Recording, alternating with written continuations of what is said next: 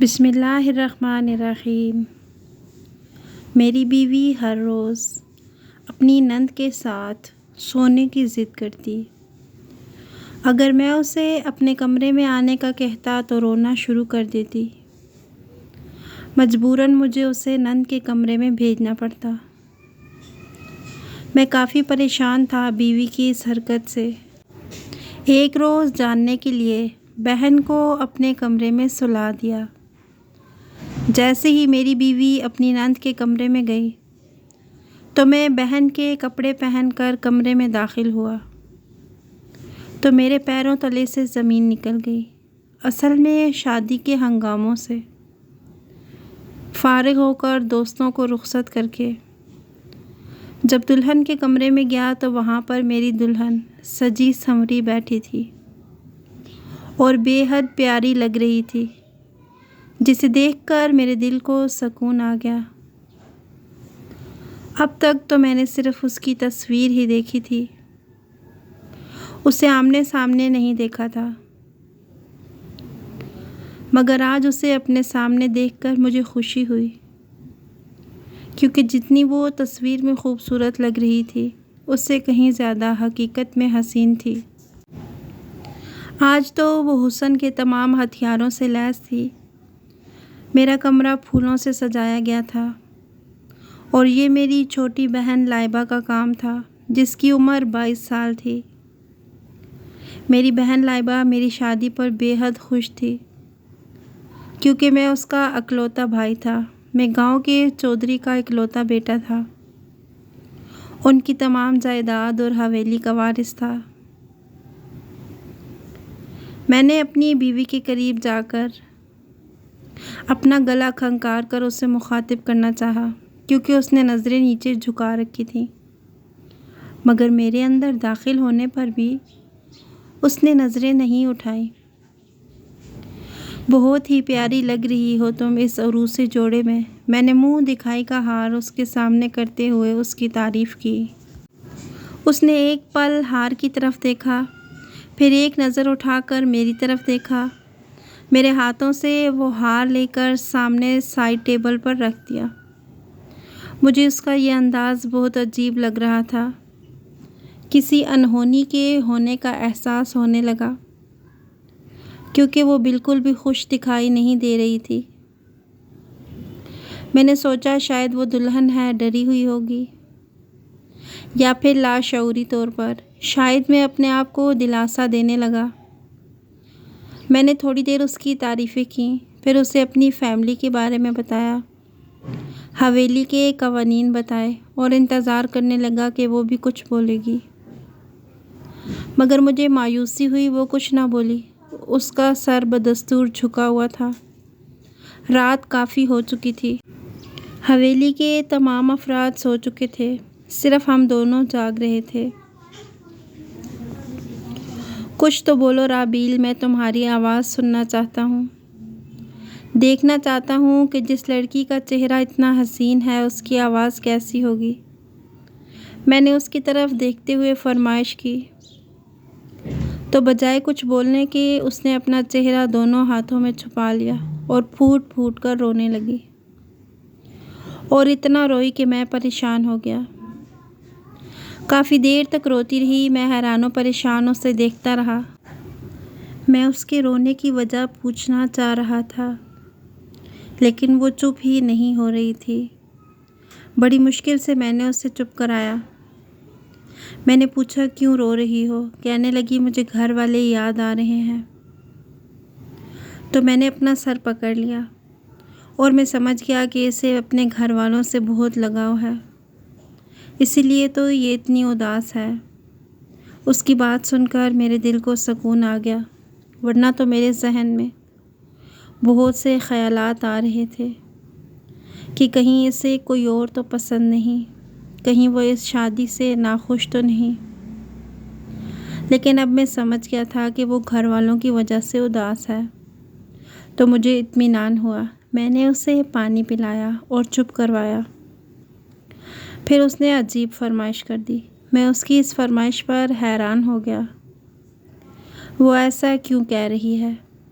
ऐसी फरमाइश तो कोई भी दुल्हन नहीं करती जो वो कर रही थी। मुझे लाइबा के कमरे में सोना है। मुझे हैरत इसलिए हुई क्योंकि लाइबा से इसकी इस किस्म की दोस्ती नहीं थी। हम लोग दो बिल्कुल ही अनजान ख़ानदान थे और हमारा ताल्लुक़ अभी अभी जुड़ा था। देखो राबील, अगर तुम्हें लाइबा के कमरे में लेकर जाऊंगा तो सारी हवेली में चहमगोइयाँ होंगी कि दुल्हन अपनी नंद के कमरे में क्यों गई है। कुछ तो मेरी इज़्ज़त का ख्याल करो। मैंने उसे प्यार से समझाना चाहा तो एक बार फिर से वो फूट फूट कर रोने लगी। उसकी ये हालत देखकर मैं फिर से परेशान हो गया। मजबूरन मुझे उसकी ज़िद के आगे हार मानना पड़ी। मैंने लाइबा का नंबर मिलाया और उससे फ़ोन करके अपने कमरे में बुलाया। थोड़ी देर बाद लाइबा परेशान सी मेरे कमरे के दरवाज़े के सामने खड़ी थी। मैंने उसे अंदर आने को कहा। कहने लगी, क्या हुआ भाई, खैरियत तो है? लाइबा ने परेशानी से पूछा। हाँ खैरियत है, दरअसल तुम्हारी भाभी की तबीयत सही नहीं।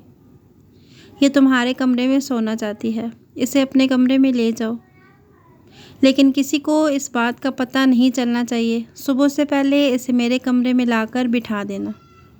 मैंने लाइबा से कहा तो वो मेरी बात समझ गई।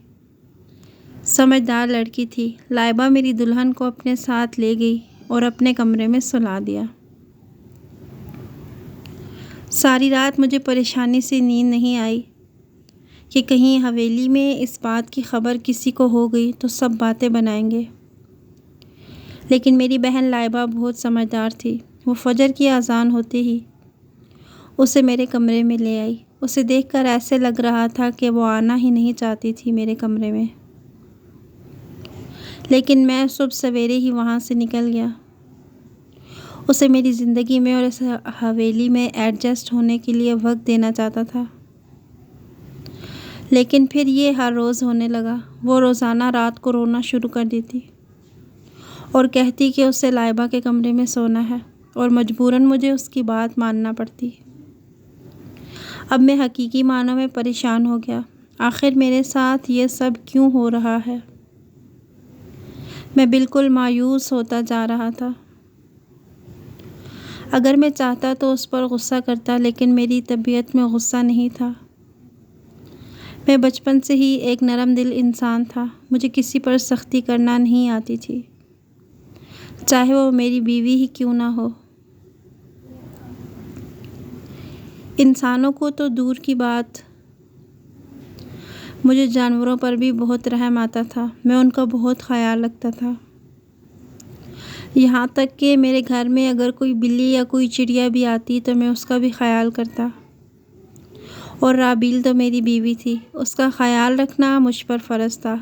काफ़ी दिन यूं ही गुज़र गए,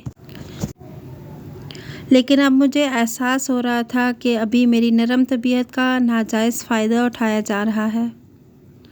एक दिन मैंने राबील को नरमी से समझाया, देखो मुझे तुम्हारे जज्बात और एहसासात का ख्याल है, लेकिन इस तरह से ज़िंदगी नहीं गुजरेगी। तुम्हें अपने रवैये में मुस्बत तब्दीली लाना होगी हर हाल में, वरना इस तरह से मेरा तुम्हारे साथ रहना मुश्किल हो जाएगा। मैंने उससे कहा तो वो फिर से रोने लगी। मैंने अपना सर पकड़ लिया। उसको समझाना बेसुध था। वो कुछ भी नहीं सुनती थी। मेरी हर बात पर इसी तरह से फूट फूट कर रोना शुरू कर देती थी। मुझे कुछ समझ नहीं आ रहा था कि मैं क्या करूं। कोई भी ऐसा इंसान नहीं था जिससे मैं मशवरा करता। कोई भी मेरे इस राज से वाकिफ़ नहीं था, सिवाय मेरी छोटी बहन लाइबा के। लेकिन बहन से यह मसला डिस्कस करते हुए मुझे परेशानी हो रही थी। मैंने महसूस किया कि मेरी बीवी की इस हरकत से लाइबा भी बहुत तंग है, लेकिन वो हसास दिल लड़की थी, उसे कुछ ना कहती। लेकिन उसकी प्राइवेसी डिस्टर्ब हो रही थी। इसके कुछ अरसे बाद ही मैंने महसूस किया कि राबील और लाइबा के दरमियान कुछ राजदारियां होने लगी हैं। मैं समझ गया कि ज़रूर इनके बीच कोई ना कोई बात हुई है जिससे मैं लाइल्म था। और लाइबा मुझसे छुपा रही थी। मैंने महसूस किया कि लाइबा हर वक्त परेशान रहने लगी थी। वो मुझसे कुछ कहना चाहती थी लेकिन कह नहीं पा रही थी। तजस्सुस के मारे मैंने लाइबा से पूछ लिया तो वो कहने लगी, नहीं भाई, ऐसी कोई बात नहीं, मेरे और भाभी के बीच में थोड़ी बहुत दोस्ती हुई है, लेकिन उन्होंने मुझसे अपना कोई राज शेयर नहीं किया। लाइबा अपनी उंगलियों को मसलते हुए बोली और वहाँ से चली गई तो मुझे शक सा होने लगा।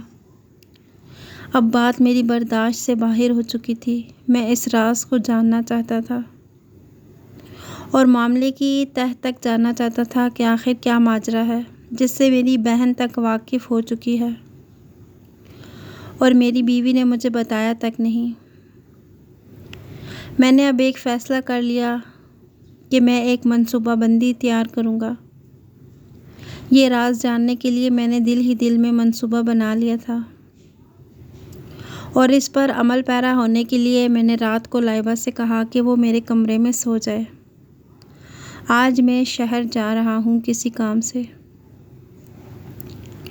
लेकिन लाइबा ने कहा कि मैं तो अपने कमरे में भी सो सकती हूँ। अगर आपको कोई परेशानी है तो आप अपना कमरा लॉक कर लें। लाइबा ने कहा तो मैंने सख्ती से उसे कहा, जैसा मैं कह रहा हूँ वैसा ही करो, मुझसे ज़्यादा सवाल जवाब ना करो।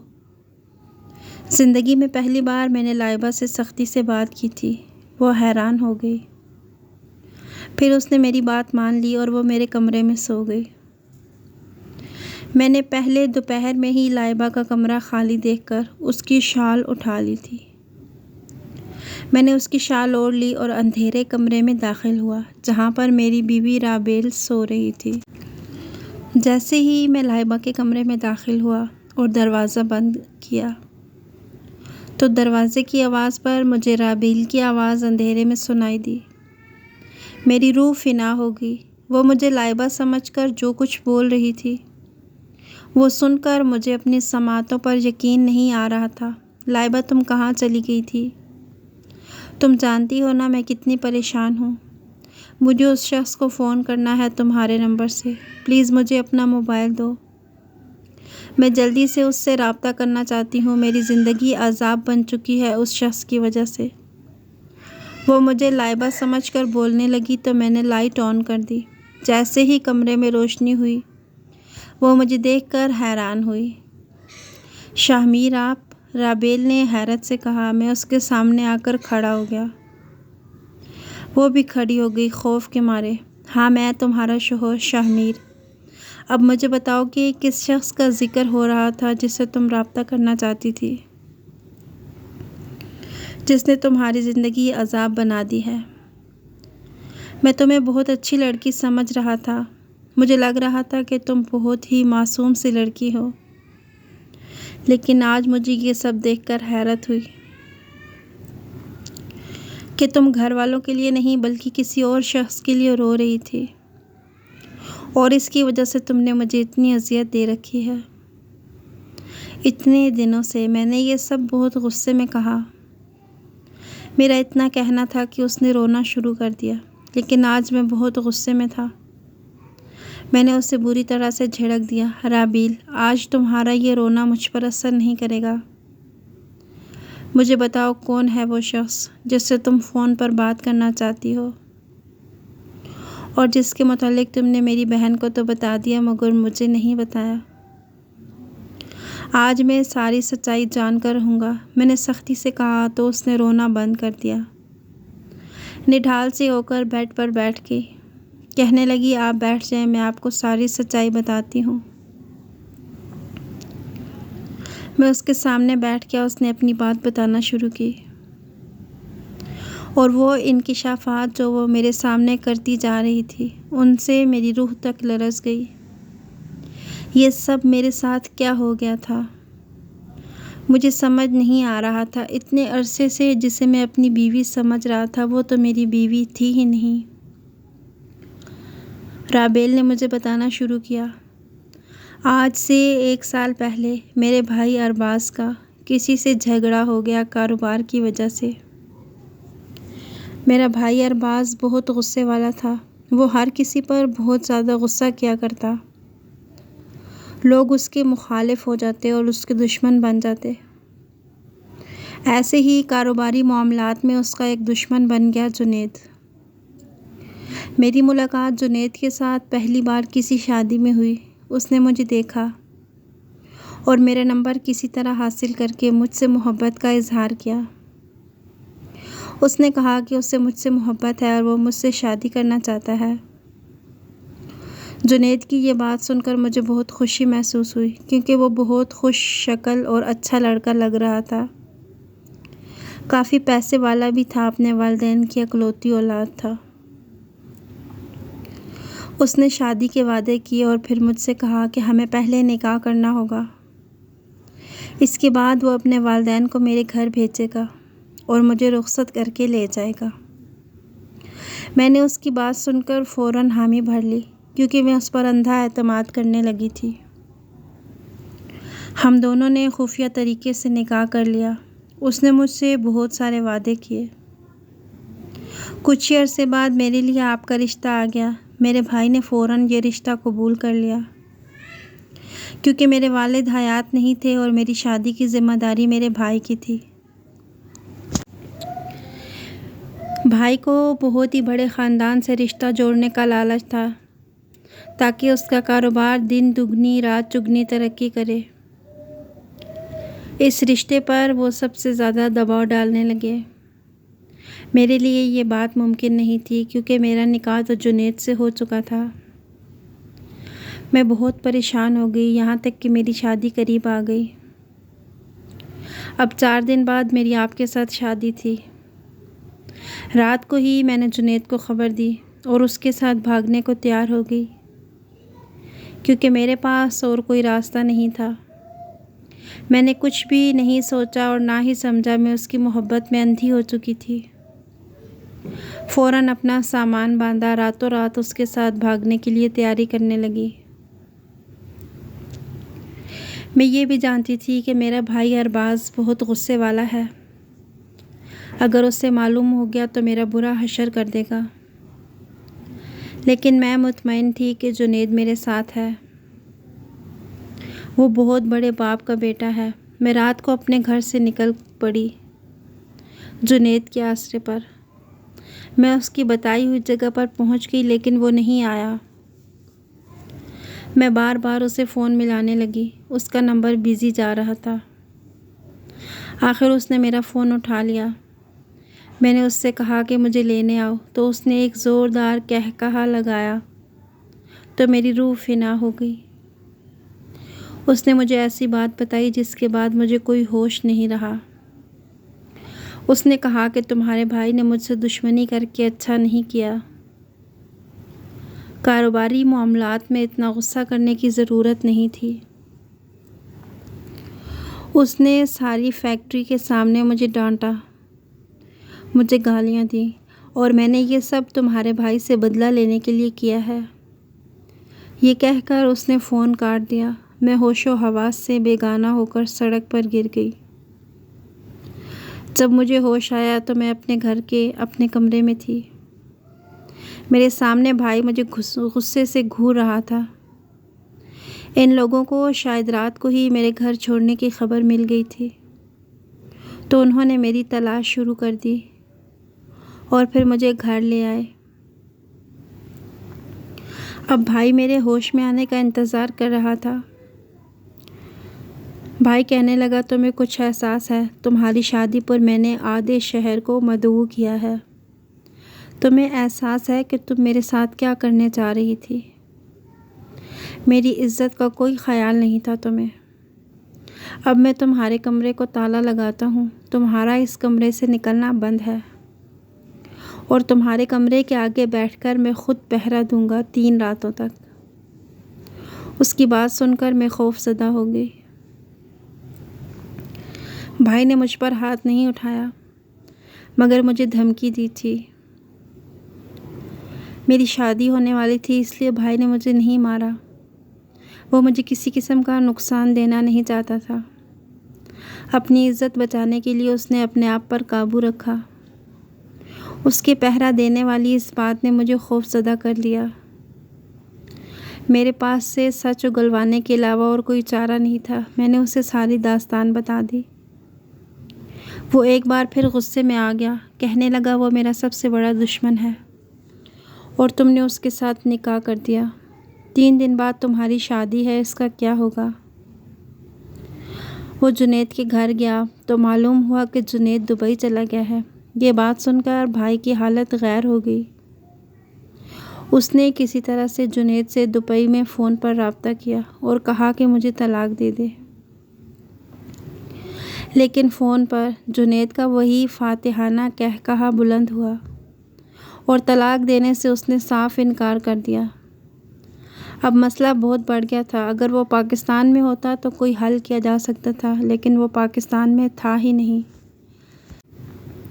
और 3 दिन बाद हमारी शादी थी। फिर वो वक्त भी आ गया जब मेरा आपसे निकाह पढ़वाया जा रहा था। निकाह खान ने निकाह नामे के कागज़ात मेरे सामने रखे और कहा कि इस पर साइन करो। भाई ने एक हाथ से कलम मेरे आगे किया और मुझे धमकी दी कि इनकार की सूरत में वो अपने आप को मार देगा। भाई की आंखों में देखकर मुझे एहसास हो गया कि वो इंतहाई ज़हनी अज़ियत में है। अगर मैंने साइन नहीं किया तो वो ख़ुद को नुकसान पहुंचा देगा। क्योंकि इसके सिवा कोई चारा नहीं था, मजबूरन मैंने निकाहनामे पर साइन कर दिए। लेकिन ये निकाह हुआ ही नहीं था, क्योंकि निकाह पर निकाह नहीं हो सकता। मैं आज भी जुनैद की मनकूहा हूँ। उसने मुझे तलाक नहीं दी। इसी वजह से मैं लाइबा के साथ सोती हूँ। उसे मैंने सारी हकीकत से आगाह किया कि वो मेरी मदद करे। मैं जुनैद से रब्ता करना चाह रही थी ताकि वो मुझे आज़ाद कर दे। मेरा इसके साथ किसी किस्म का कोई ताल्लुक़ नहीं था। सिर्फ़ एक कागज़ पर मैंने साइन करके उससे निकाह किया था और ये ताल्लुक़ सिर्फ़ एक कागज़ की हद तक है। सारी सच्चाई बताने के बाद एक बार फिर से मैं फूट फूट कर रोने लगी। इसकी कहानी सुनकर मुझे बेहद अफसोस हुआ, क्योंकि मैं नरम दिल का इंसान था। ज़्यादा गुस्सा करना मेरी तबीयत में नहीं था। मासूम थी वो, बहुत ज़्यादा बेबस दिखाई दे रही थी। जब मैंने उसे पहली बार दुल्हन के रूप में देखा था तो मुझे उससे मोहब्बत हो गई थी और आए रोज़ मेरी मोहब्बत में इजाफ़ा होता चला गया। मैं उसे किसी कीमत पर खोना नहीं चाहता था। मुझे ये बताओ कि तुम मेरे साथ रहना चाहती हो या जुनैद के साथ? मैंने दिल पर पत्थर रखकर उससे ये सवाल किया तो उसने मेरी आंखों में देखा। क्या आप मुझे अपने साथ रख सकते हैं अगर जुनैद ने मुझे आज़ाद कर दिया तो? उसने उम्मीद भरी नज़रों से मेरी तरफ देखते हुए सवाल किया। मैंने हाँ में सर हिला दिया। मैं तुम्हें इतने दिनों से अपनी बीवी समझ रहा था। मैं तुमसे मोहब्बत कर बैठा था। तुम्हारा साथ मेरे लिए बायस मुसरत होगा। मैं मोहब्बत के आगे मजबूर हूँ। अगर मुझे तुमसे मोहब्बत ना होती तो मैं एक पल भी तुम्हें अपने साथ अपने घर में नहीं रखता। मैंने कहा तो उसे इत्मीनान हुआ। वो कहने लगी, मैं जुनैद से नफ़रत करती हूँ। उसने मुझे धोखा दिया। उसकी शक्ल तक देखना नहीं चाहती। मुझे बस आज़ादी चाहिए उस बंधन से जो मेरा उसके साथ है। राबेल की बात सुनकर मैं भी बहुत खुश हो गया। मैंने जुनैद की तलाश शुरू कर दी। वो जल्द ही मुझे मिल गया। वो पाकिस्तान वापस आ चुका था। मैं अपने बॉडीगार्ड्स और दोस्तों समेत उसके पास गया। डरा धमकाकर तलाकनामे पर दस्तखत करवाए। हम लोग चौधरी थे। हमारा रोब और दबदबा देखकर वो वाकई में खौफज़दा हो गया। उसने राबील को तलाक दे दी। चूँकि उसका राबील से किसी किस्म का अज़दवाजी ताल्लुक़ नहीं था, इसलिए राबील की कोई इद्दत नहीं थी। मैंने उसी शाम राबील से दोबारा निकाह कर लिया। आज इस हवेली में मैं और राबील खुशियों भरी ज़िंदगी गुजार रहे हैं। हमारे 2 जुड़वां बेटे भी हो चुके हैं। मैं अपने रब का बहुत शुक्रगुज़ार हूँ। अगर आपको ये वीडियो अच्छी लगी है तो इसे लाइक कीजिएगा और मज़ीद ऐसी अच्छी वीडियोस देखने के लिए हमारे चैनल को सब्सक्राइब कीजिएगा। जज़ाकुमुल्लाहु खैरन कसीरा।